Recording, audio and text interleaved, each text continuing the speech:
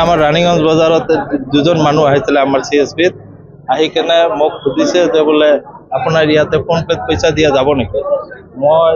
মই ক'লো নাযায়, আমাৰ ইয়াতে ফোন পে' ইউজ নহয়। তাৰপিছত ইহঁতে থিয় হৈ আছিলে। তাৰপিছত আমি 4-5জন মান আছিলোঁ ভিতৰত, মোটামুটি 15-20 মিনিট মান ইহঁতে আছিলে তাতে ইয়াতে থিয় হৈ আছিলে।